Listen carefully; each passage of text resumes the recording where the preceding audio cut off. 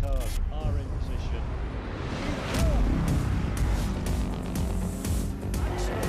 Maximum brake rating. Look at the action ahead here.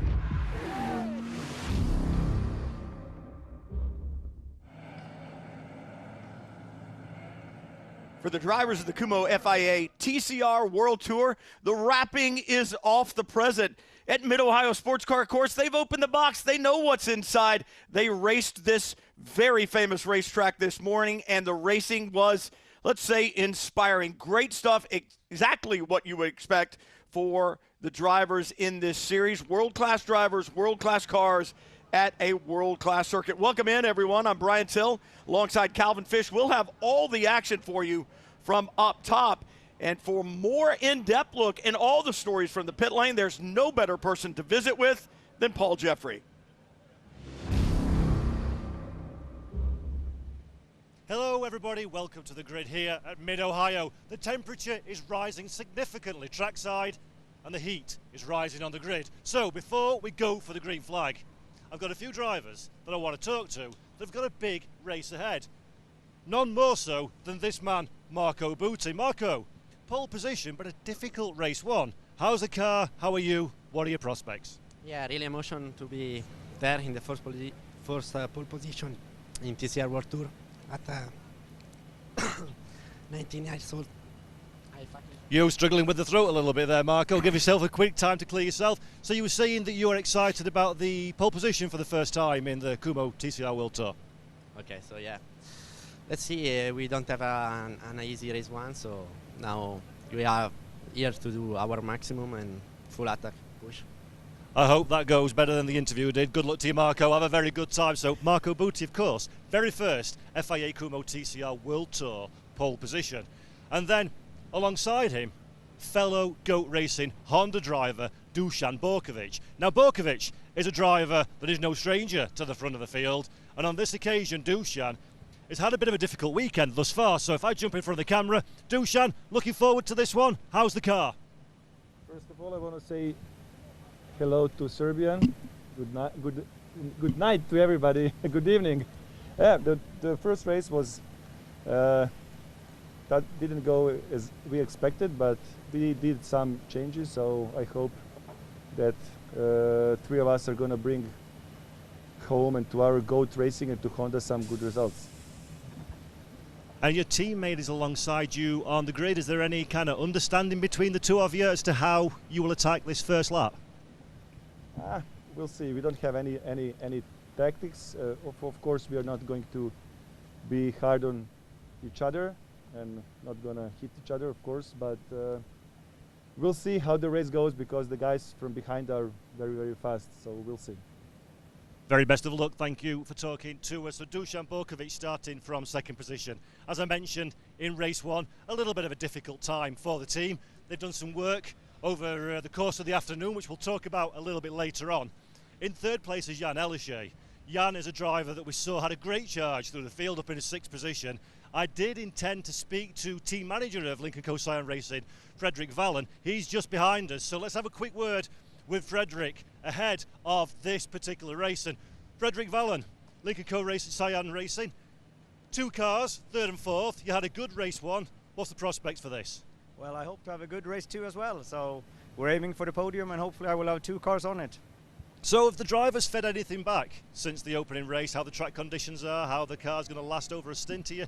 Are you confident? We've not seen much of the blue car from these two at least so far this weekend. No, we have had a various weekend, I would say, so hopefully you will see a little bit more of the blue cars now. I mean, the track has evolved quite a lot, so I think we will see some good racing here and we hope to be on the podium. Fredrik, appreciate your time. Best of luck to you. And of course, Santiago Arrutia started in fourth position. Both Jan and Santi had to charge through the field in race one. As I mentioned at the top of the show, temperature significantly warmer than we saw earlier in the day. It's going to be a bit of a new experience, guys, for the drivers in this race, and I'm sure you all agree we cannot wait to see how that progresses when we go green in a few moments' time.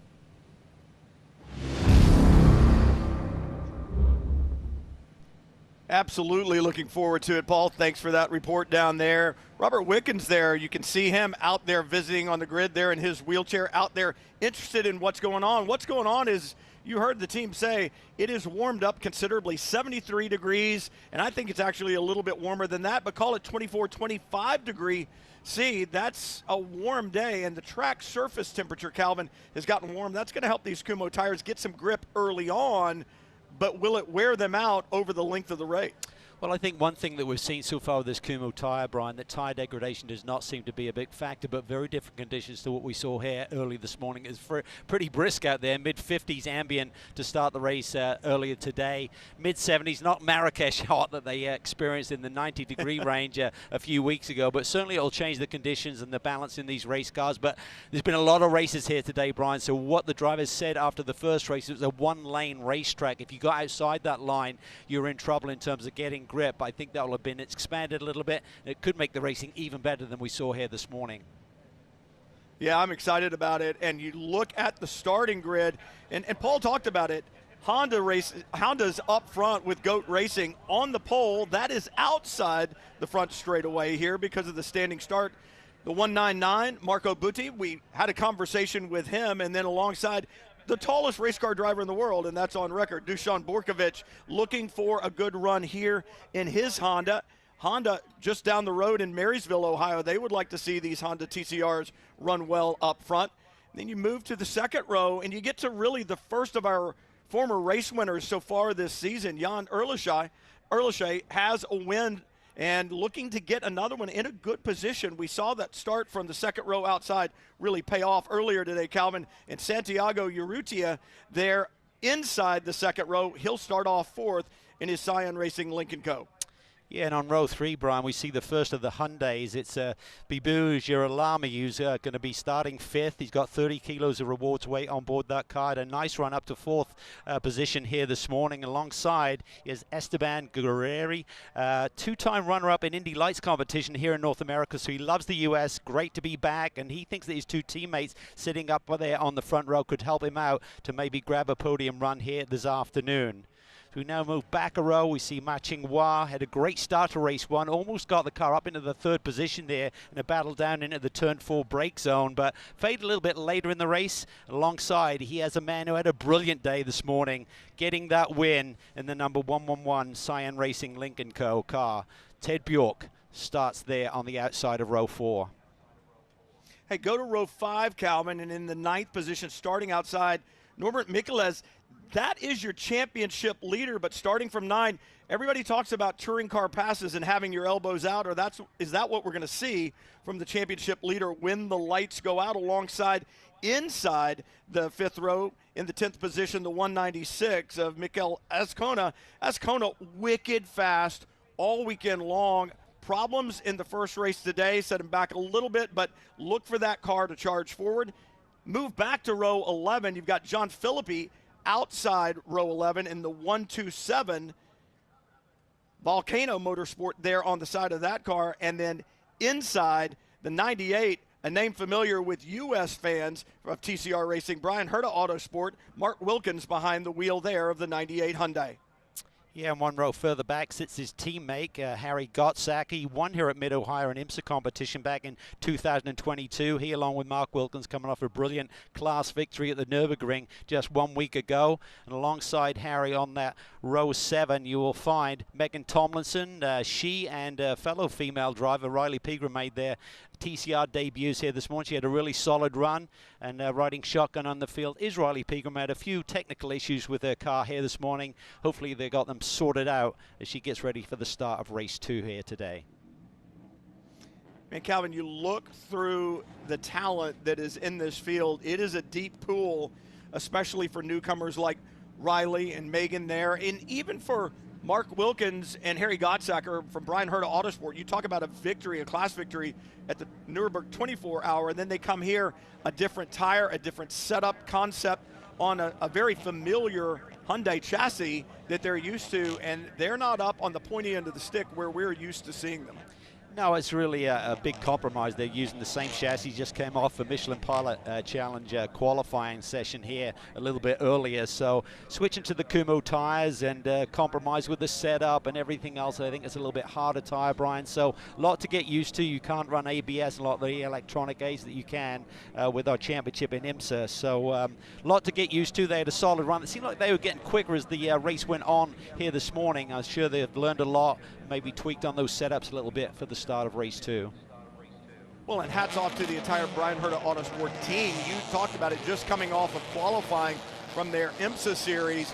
It's not just changing tires, they're trying to change camber on the car and all that other kind of stuff to get the setup right for the Kumho tire that they run here in the Kumho FIA TCR World Tour. And that's a big ask of a team.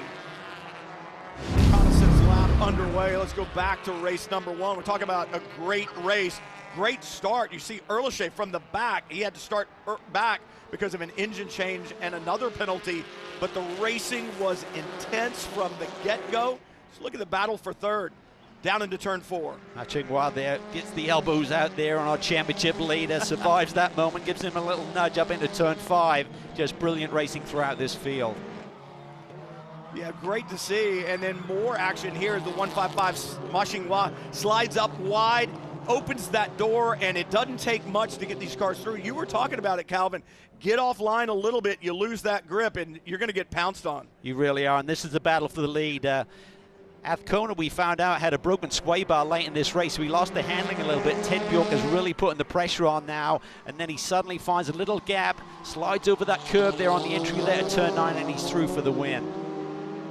Spectacular move, and very similar because it happened coming off of the same corner as Mikolas gets past his teammate Athcona. You said it, Calvin, that broken front sway bar really affected the handling, but I tell you, the car that really came to life was Ted Bjork. He takes the victory and becomes the 5th different winner so far this season in Kumho FIA TCR World Tour. Will there be a 6th as these cars come around at the end of this reconnaissance lap? And I love the standing start here. Paul, what are we going to see here when the lights go out? We're going to see absolute chaos in this race. Race 2 in a touring car is always incredible. We've had a long wait between the two races. Give a driver a little bit of free time. It builds this frustration. It builds the anticipation. And I dare say, gentlemen, there'll be some elbows out. But before we do get racing, a couple of things. Some housekeeping from race 1. Mikel Athcona had a front anti-roll bar issue. That has been repaired for this race. And the GOAT Racing team have reverted to the setup used by Esteban Guerrieri to try and find a bit more pace in those two Hondas. Always find the standing start fascinating, Calvin. Front wheel drive car, when those lights go out and you drop the clutch to go, the weight transfers to the back and it leaves those drive wheels light. No traction control. You've got to have good throttle control to get those Kumho tires hooked up and the car underway. Yeah, you really do. You got to anticipate the light and get a good launch here. And I think to Paul's point, race 1, you got to be conservative. You need a car that's ready to go for race 2. May see more aggression here today now. Yeah, you can just pack it back in the trailer and send it overseas and rebuild it later. Flag waves at the back. That means we are ready to go. Keep your eyes on the lights. Waiting for them to change. Here we go. Wait for 5, and then they'll go out. Racing at Mid-Ohio. We are off in a good leap by the 168. A little block by the 199 of Beauty, the pole sitter. But a great start by the 168. That's a great move by Jan Earlshay.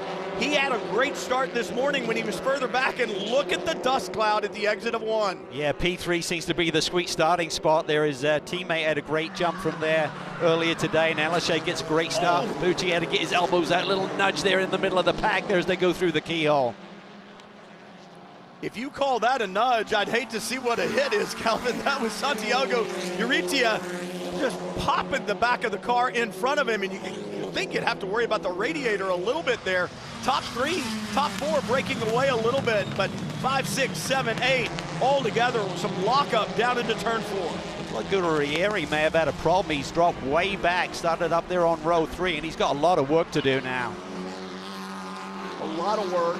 There he goes to work right there, down to the inside there.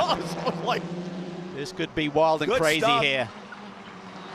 Yeah, wild and crazy. And Paul said it, elbows out, and that's what we were expecting again, you don't have to worry about driving this car later in the day, so you can push a little bit harder.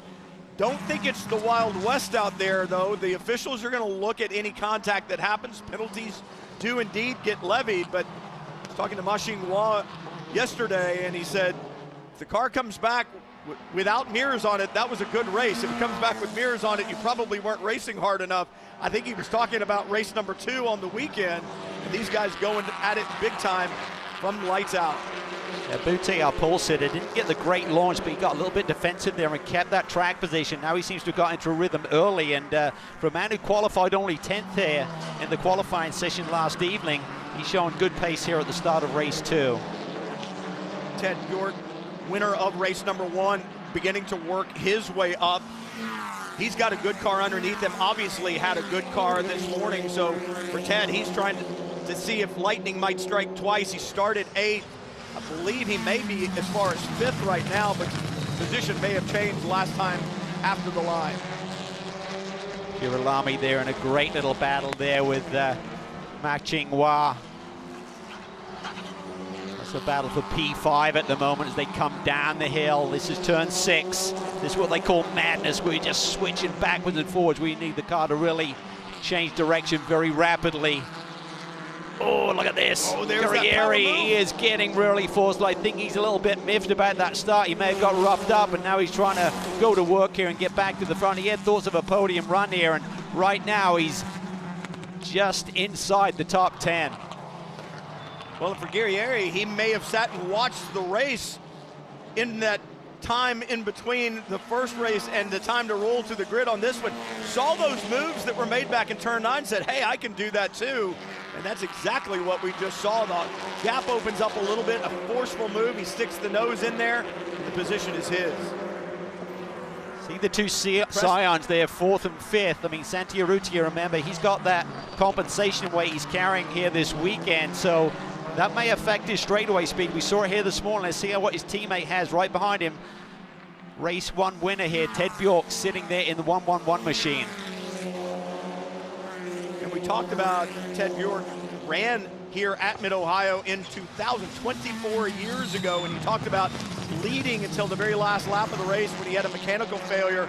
He got retribution with the win today. We'll see if he can march to the front. He had a really good car underneath him this morning, but this is a very different racetrack right now, Calvin. It is. So a little bit of a lock up there down into the turn 4 brake zone, so a little bit of debris flying from one of those race cars as they came up through there. And watch Guerrieri, he is really on it right now. He's looking for holes everywhere around this racetrack, not afraid to force the issue here aboard that Honda. I think it's Ascona aboard the 196. The right side balance below the door seems to be loose. And if it's not going to get in the way, I don't know that the officials would look at a mechanical black flag. As they come over turn 5, you can see the second of the Hyundais in that shot. Actually, I should say the third of the Hyundais. That balance panel off, kind of flopping in the breeze there. We'll have to see what the officials say. It's actually attached all the way to the front fender. Yeah, and that may run all the way back to that right rear, so when he's going through a left-hander like turn 1 or turn 11, that could be a real issue if suddenly it's taking grip away, because you've got a lot of load in that race car. Could also cut down the tire as well, Brian. Yeah, that's what I was thinking, Calvin. It's a little more serious than I thought. At first, I thought it was just the balance panel underneath the door there, but this is a lot more than that, and it is creating an issue now, not only, I think, for Ascona, but it's going to create an issue, or it certainly has the potential to create issues for all the other competitors as well. Yeah, he's just hoping that thing detaches itself. There's got to be a big distraction when you're behind the wheel. They're trying to focus on the line, which has to be so precise. There goes the piece. And that's a big relief for him. He can now focus forward now and just get back into the race mode. And it was ejected like he hit an exploding bolt or something and just sent it out there into the grass on the outside of turn 5. The other thing I'm seeing right now, Calvin, is the willingness of these drivers to get up and over these apex curbs more than what I saw this morning. Getting those right side tires in the dirt, using a lot more real estate than we saw earlier. Here's the replay of it coming out up the top of the hill. Yeah, I think Actually, it dropped just off, before he and I got think the there, following hit the car, bumps, Philippi, may have run over it and just sent it. But yeah, you're right about this widening race line. I think the grip level's there to explore a bit further. I think with this racetrack that's been resurfaced here in the off-season, kind of more seamless there as you get to the curbs. So you can really use those curbs as well as you're trying to hit the apexes, and you know they're going to be in the dirt as well. We're seeing that from Esteban Guerreri throughout the course of this race so far. Looking back a little bit to Borkovic aboard the 62 Honda running third. Uritia just behind him, beginning to put pressure. That Lincoln Co. Cyan Racing machine really kind of coming to life, and so is Jan Erliché in second, beginning to put pressure, real pressure now on Butte for the lead. I thought Ted Bjork might be able to put the pressure on Urrutia here, but it seems like the cars are pretty even. A little bit of lock up there by Bjork down into the brake zone there for turn 6.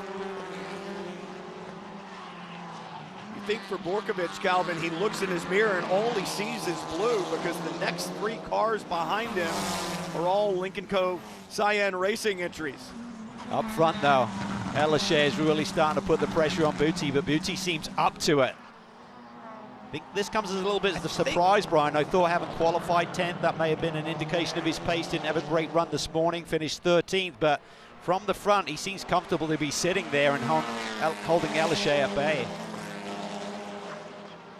I think too, Calvin, it's really what the engineers and the drivers discuss after that first race today, and you got to roll the dice a little bit, right? You know the day is warmed up, you know that there's more rubber down on the racetrack, you're going to make a change to the car.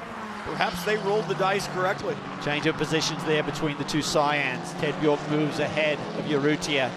Can he start to put the pressure on Borkovic now? Move up into that P3. That'd be a big points day for Ted Bjork if he can follow up a win with another podium run here. It'd be a great points day indeed. And Calvin, when you look at drivers like Ascona, who had a great car all weekend long, Ted Bjork with the performance that he had this morning, that little puff of lockup off the right front when the car got light turning into the corner there. What is it that makes a driver have a racetrack that just works for them? I know that in your career you probably had tracks that you liked better than others. Is there a magic sauce to that, or is it just kind of a personal preference and it just works for some and not for others? Well, circuits with elevation change like we have here at Mid-Ohio, Brian, I always found extremely challenging, particularly when you try and learn it quickly on your first visit here. But also the cars to be working. If you have the car underneath you and you got that confidence factor, you just suddenly get into a rhythm, you get into your sweet spot. I think Ted Bjork has certainly found that here in race conditions. Seeing a little right front lockup that time into the carousel, which is not uncharacteristic. Ted Bjork that time, that little puff of smoke. But my concern would be, Calvin, I saw it down at 4, and now I've seen it in the carousel. Not uncommon to see it because of the load on the left side of the car, but how much can you do that before you're building a lot of heat in that right front tire and you're going to lose performance from it? That was really tight there. That was so tight. Ted Bjork had a little lock up there into the keyhole as he is looking away by Borkovic. Ascona, that damage to the right side. I don't think he has the car underneath him, Paul, that we saw earlier in race number 1. I would absolutely agree with that one. Just spoken to Gabriele Tarquini, the team manager of the BRC Hyundai and Quadricorsa team. No reports of an ill-handling car for Ascona. He's got away with that damage for now. We see on screen a little bit still trailing is Borkovic now to the inside. Dusan Borkovic, contact guys in a fight for position. Wow, talk about elbows out, Calvin. Oh, man. Yeah, Esteban has just been so aggressive here, looking for to find a crack in the door, so to speak, on the entry to some of these corners on Girolami there. And that's kind of backfired on him, so he's got to regroup it here again. But we're kind of getting towards the midpoint in this race, and time is running out, and it just really shows how competitive this championship is. Finding a crack in the door and making a crack in the door, 2 very different things, Calvin. Some argy-bargy going on there. And the other thing that I'm starting to pick up that I didn't see or hear, I should say, early in the race, I'm hearing that telltale tire noise that we heard in the latter laps of race number 1 this morning. Yeah, you can start to hear the tires scream a little bit just as the balance goes away. So a lot of this can be your starting pressures. You start a little bit higher on your tyre pressure. Normally you get a bit more energy into those Kumho tyres, will come to life a little bit quicker, but then midway through the race, like we're getting to, that may start to hurt you a little bit, and that's where you just got to be super patient. This racetrack is all about patience, particularly off some of the low-speed corners like the Kumho on the exit of the carousel. And then with the elevation change with no traction control, obviously you've got to manage those front-wheel drive machines as well. Up front, Marco Butte from the pole, still holding off the Lincoln Co. entry of Jan Erlichet, and then Borkovic in third, and he is the cork in the bottle there, I believe, and Bork wants to open the bottle. That inside move in turn 9 that we saw earlier gets it done, and Borkovic back to fourth, Bjork charging forward. Yeah, that was a cut and paste from what he did this morning, Brian, for the lead, if you recall. So excellent move there. He's felt it before. Oh, big lurch slide there by Borkovic. Just got to keep his foot in it. Scrambling now for grip. He's offline a little bit. Here comes Machinwa trying to get a run here on the front straightaway as well. Looks like he's going to drop another spot there, Borkovic, as he head into turn 1. Yeah, Borkovic headed the wrong direction, but I'm not sure you could have saved that slide in a rear-wheel drive car. The front wheels pulling the rear end in line for Borkovic. That was one mega slide into the carousel that time. Take another look. Incredible. Well, this is the pass, I think, for Bjork. It's kind of where it all starts going, and that is just a spectacular move. Like you said, Calvin, cut and paste. Yeah, he made a move for the lead this morning when we saw Athcona struggling there late in the going to grab the lead with a couple of laps to go. So he's familiar with that. Now he's got the car up in a podium run. Big points day, and the points are very tight. 34 points separating the top 7 in this championship as we started the race here tonight. And Paul, 62 of Borkovic headed the wrong direction here. Yeah, absolutely, guys. Speaking to the drivers all weekend long, it is critical to keep the car calm, minimise your inputs, just look after those tyres. It's not just racing circuit here in the new layout, so the new tarmac at Mid-Ohio, but if you're too aggressive, the car will start to fall away, and I do think this is what we're seeing for Dusan Borkovic.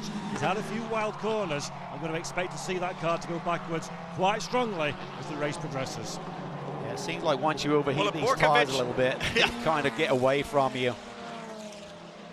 Former rallier, right, Calvin? So I think he's using some of those rally skills right there. So I'm off the road. Look at that. There's that slide. So I'm off the road at 9 the last time and 11, and he has his hands full right now. I mean, you shouldn't be able to read the sponsorship on the side of the car as it's coming through the corner, right? Yeah, has a brilliant job of car control there. He keeps it together, but he is backpedaling right now in this race. Championship leader on the move. Norby Mikulis runs in P7 now. Got to get up in the points a little bit stronger, I feel. Otherwise, the championship lead may be diminished by the end of the day. Megan Tomlinson aboard the 92, that Volcano Racing entry. Learning her lesson. She's saying what she learned earlier today and applying it there in her Audi. Running 13th right now, and we talked about this at the beginning for Tomlinson, for Pegram. This is a dive into the deep end, heading into Kumho FIA TCR World Tour. The depth of talent here is extensive, and now the 72 to pit road. Paul? Hey guys, so Riley had a difficult race in race 1, a problem with the front axle, and in fact guys, as I'm speaking, I see her coming down pit lane. Gottsaka also in pit lane, so the other end, the problems continue for Riley. They thought she had the car sorted for this race, but it looks like a reoccurrence of some kind of issues in the Audi.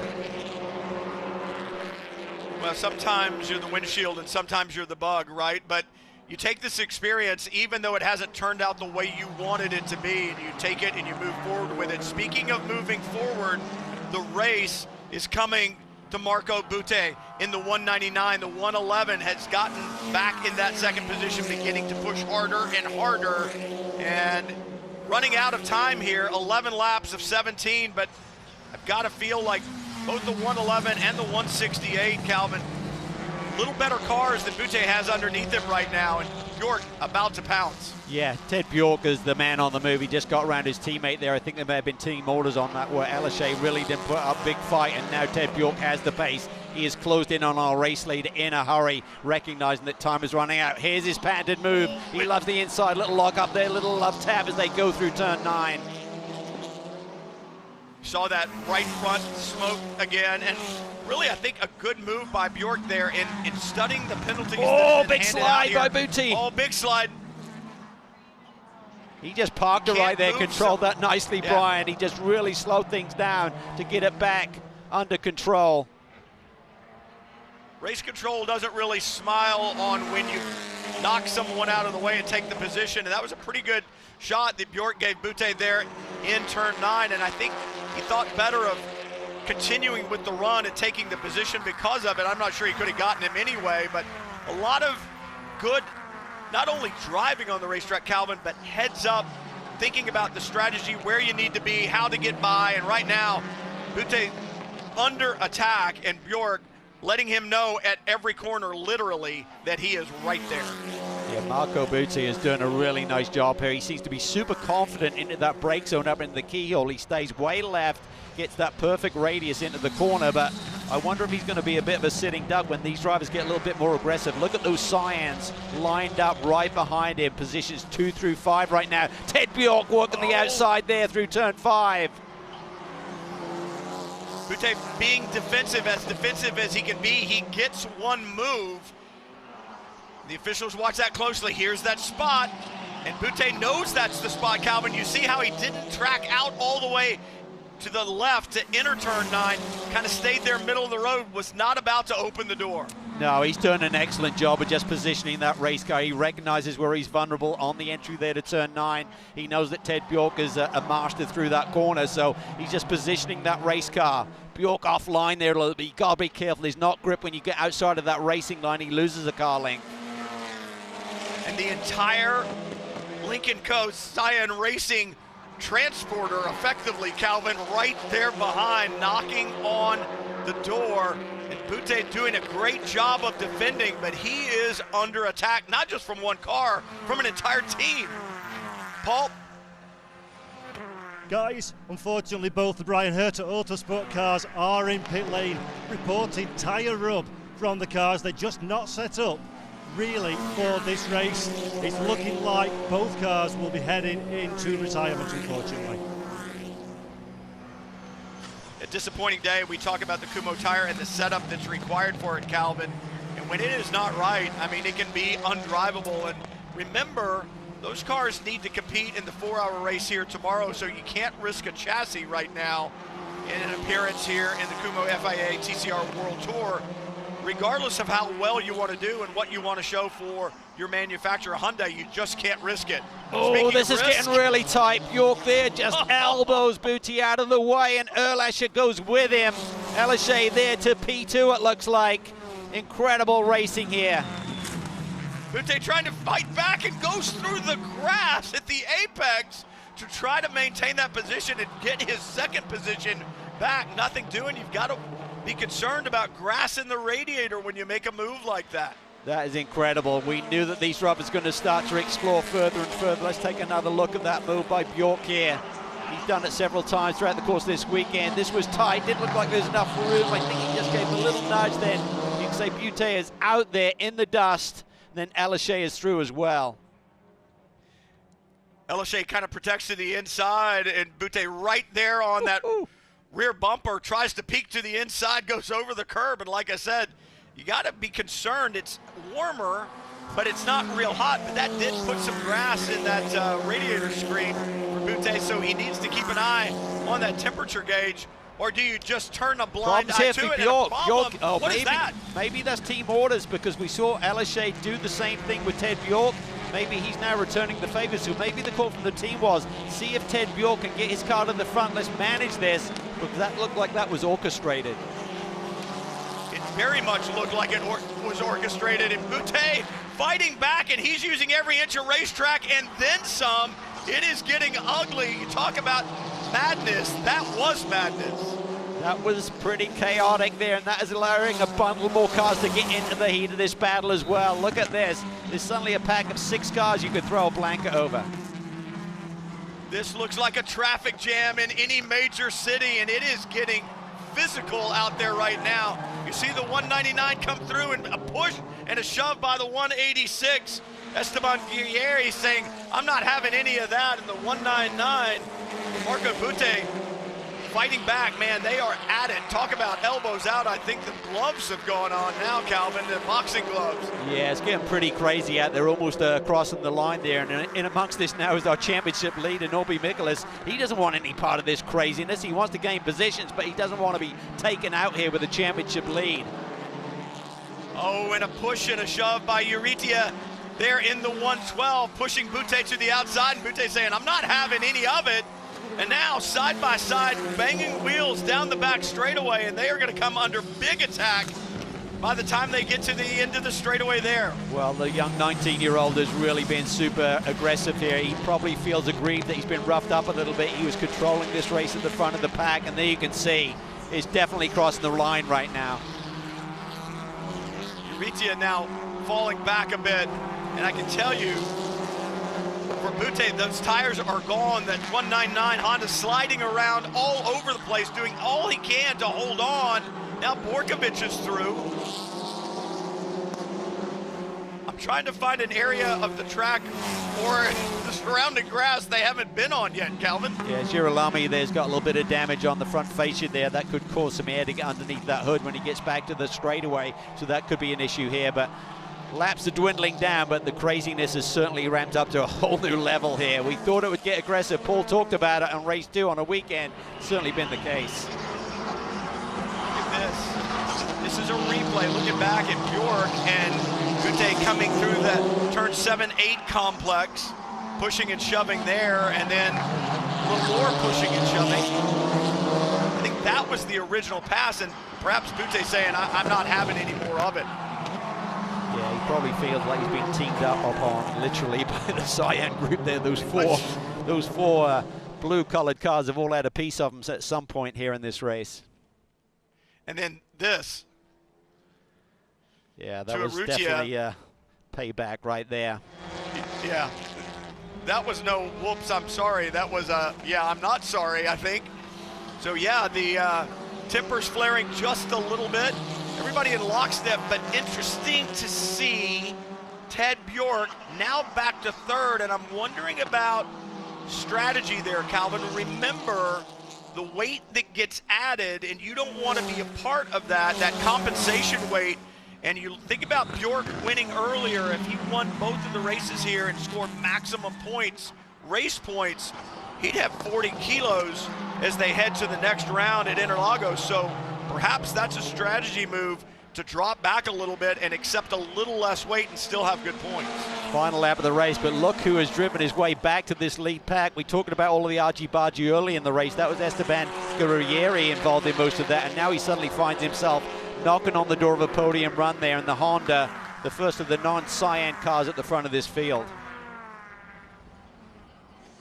The 196 in the background as well. Talk about coming back from some adversity. Remember Ascona there. Oh, man. Esteban really putting the focus on here, Brian. This is going to be big over this last half a lap. We've seen him make some big monster moves here around the back section of this racetrack. If you're Ted Bjork now, Calvin, are you thinking maybe I didn't want to be here in third because now I'm the target of Guerrieri? Certainly he's going to feel the heat here. I think there's going to be some paint traded before the checkered flag here. Oh, a little bobble there by Bjork. Seeing more and more lockup on all of these cars. You've got to think that the punishment these Kumho tires have had, final lap that we're on, and for Bjork, he just needs a good run off these last couple of corners, and he needs to make sure he doesn't invite Guerrieri in at all as they head into the carousel for the final time. But a great run by Erliche, and perhaps some team orders here, some strategy looking at the overall championship. But for Lincoln Co. Cyan Racing, they have had a spectacular trip to the United States and Mid-Ohio as Jan Erliche takes the victory and becomes the first two-time winner in the series in 2024. That was wild. That was crazy. That is what this Kumho TCR World Tour is all about. Fantastic dicing. Well, and you talk to these guys and you talk to them about the aggressive driving, and you'll hear them say, well, those are just good touring car passes. And this is what they're used to. This is what the series is about. It's about the competition is so close, the performance of these different automobile manufacturers so close that the racing becomes so close. And that's that push and shove that we saw today. We expected a little bit more of it in race number 2, and it certainly delivered. Yeah, it certainly ramped up. That was some crazy racing out there. I'm sure the stewards will be looking over, reviewing some of that video. Well, was there something on the cool-down lap there? I see someone off on the side of the road there. Hopefully that didn't happen post-checkered flag. Yeah, I didn't know if that was Guerrieri or. Yeah. Well, that was odd, but yeah, on the cool-down lap, look at the dirt that's on the racetrack as well, Calvin. They, as we said, they used every bit of the racetrack and then some. I think it was Guerrieri that was off there on the side of the back straightaway, but they used every inch of the racetrack and even more of it. And I'm sure the crowd that's here got quite the show. The racetrack is such a great track for spectators because of the hillsides that you can sit on, and anywhere around Mid-Ohio is a great view of the competition, but for those down at the end of the back straightaway in Madness, they certainly got a show. Yeah, it was spectacular stuff, just super hard racing. And as I said, the stewards may have to review some of those incidents, see if there's any irresponsibility. There may be some post-race stuff. We did see some post-race action take place after the rounds in Marrakesh that created grid issues for one of the drivers coming here to Mid-Ohio. But I love the action. It was spicy out there, Brian. Well, and you think about the strategy involved with it too, Calvin, and that's why I like the way this championship is designed. You've got to think about where you are and where you want to be, and it's almost like saving in an endurance race, right? You're saving some points now. You're not getting all the points, but you're not getting the weight added the next race, and you're kind of thinking about it. Still early going, just race number 6 of the season. We still have Interlagos to go, South America, then we go to China, then we end up in Macau for the final race. And so there's a lot of racing left to go here in the Kumho FIA TCR World Tour. And that strategy, all of it, both setting up the race car and what you want to do with points, all comes into play. Yeah, and there was definitely great job by some team orders going on there with Alashea and Ted Bjork there when they switched positions, then gave the positions back later in the race. Great job by Erlashey. Really, the entire team. They had cars that worked for them. Obviously, we saw that with Bjork with his race win in race number 1 and even his drive to the front today. And I think these guys are happy. They should be. That was wild, spectacular, and big, busy day, but teams did a great job of adapting here to this new racing track and racing surface for most of them. Paul, emotion in Victory Lane, it's always there. Great to see it here. Good stuff. Fantastic stuff then down here on Victory Lane. Our race winner, Jan Alashea. Jan, congratulations on an incredible drive, an incredible race win. Talk to me about that one. How did that go and how does that feel? Just a second, mate. It felt okay. I just hope you were going to say, oh, well done. You were going to say, ladies and gentlemen, start your engine on the grid. So I'm just a bit disappointed to didn't leave this moment, but it's all right. We got very good points thanks to Ted. He helped me quite a lot. I had a very hard moment with Booty at the beginning of the race where he squeezed me to the wall, so it was a bit tough. But then I say I take no risk, and I'm just happy for the whole team. 1, 2, 3 with Wade this weekend. So we scored good points thanks to all the blue guys, the blondie, my other blondie, and we will keep working now for South America. Talk to me a little bit about your race there with Ted. That was a strategic maneuver for the team to help yourself and the team? No, actually, he just came back on me like a rocket because I was stuck a bit with Booty. I was losing downforce. So it was a bit difficult for me to keep the pace, and he looked like he had a lot more pace than me. So I say, okay, maybe if you have a go for the race win. But then, yeah, I almost crashed with Booty twice, and then, we got that win all together. So it's nice. Well, Jan, it looked like a lot of fun out there, and it looked like you enjoyed yourself. Congratulations. Thank you very much.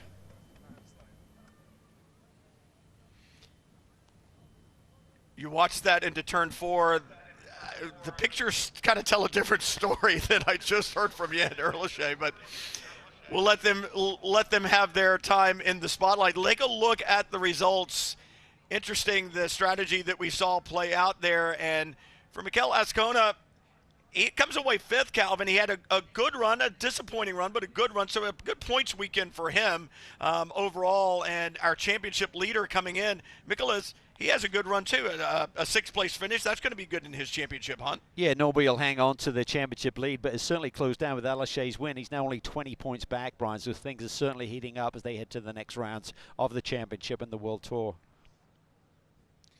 And race 2, we thought race 1 was good, and it was, most certainly, but race number 2, it started from lights out, Calvin, and things got wild in a hurry. Butte, with a move, he doesn't get a great start, so he moves to the middle to try to block, and then the congestion started behind him, and the bumping, the pushing, the shoving, it all got underway. It's what we expected. Yeah, it really was a great race, and here we see Santi Urrutia down at the inside there, down into turn 4. Marco Butti, who started on the pole, he didn't like the fact that he'd been roughed up a little bit. See a little bit of a bump and run there on Santi, so he's got to regroup. Then we see what we feel was team orders. Certainly Jan didn't allude to that, but the rate of knots that he had on his teammate looked like Ted Bjork had really just parked it to allow that car back by, which had really just repaying the dividend that had been given to him a little bit earlier in the race. And then you can see the frustration bubbling up on some of the drivers, but in the end, it's Erlichey. Really, it's Lincoln Co. Cyan Racing that dominated here at the checkered flag, and that's a good points day for them. Like I said, we've got plenty more to go in this season, but let's check down with Paul again at the podium.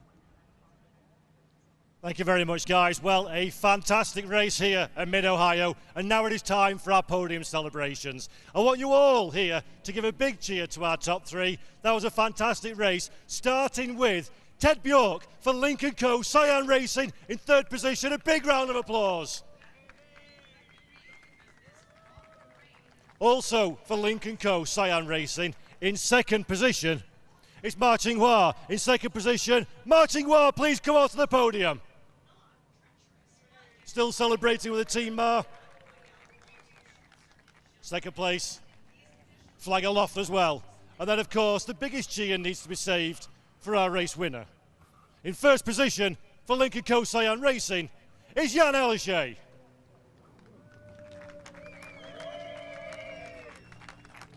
And you've guessed it, it's Lincoln Co. Cyan Racing again, and the team representative for the winning team is Paul Ridgway.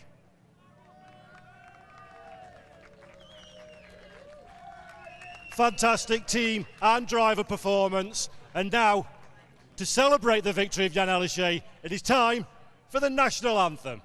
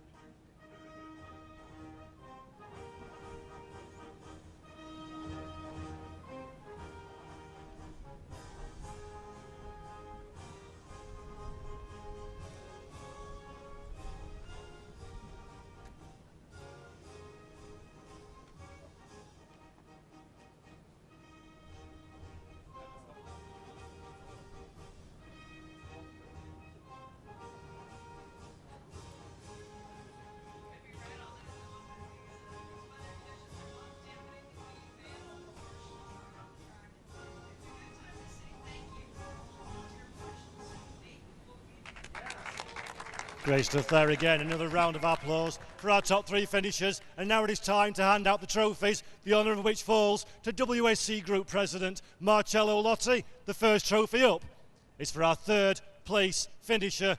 Marcello Lotti hands the trophy to Ted Bjork.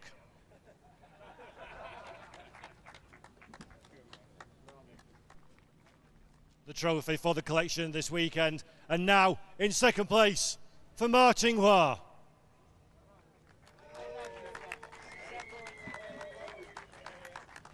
The first position trophy from Marcello Lotti, WSC president, goes to Jan Alishay.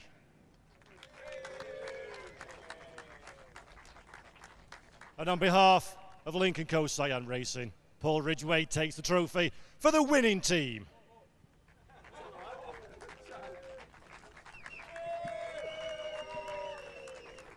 While you soak up the applause, gentlemen, just take one moment to get together for the family photograph before, in time-honoured fashion, we spray the champagne.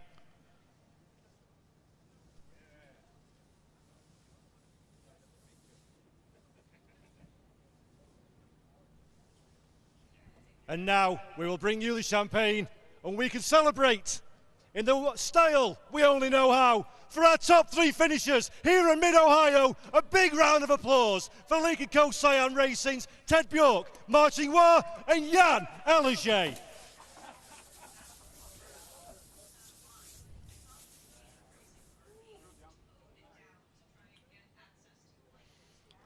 The champagne spray, and on a warm day like this, I'm sure it feels pretty good, unless it's in your eyes, right, Calvin? So, great points day for the entire Lincoln Co. team. You think about the points that we had coming in here. Alishay and Bjork were tied, and you see where they are now.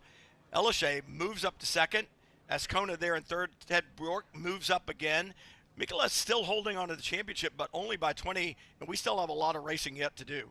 Yeah, we do, Brian. It's really tight there. You can see the top 5 drivers are separated by less than 30 points. So lots to play for as we get to just approaching the halfway point in their season. So long way to go, lots of rounds to look forward to. But the racing today was simply sensational.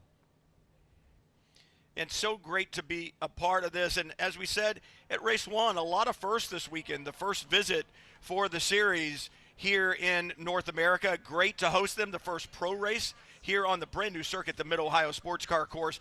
More Kumho FIA TCR World Tour coming up next, and next time from Brazil and Interlagos.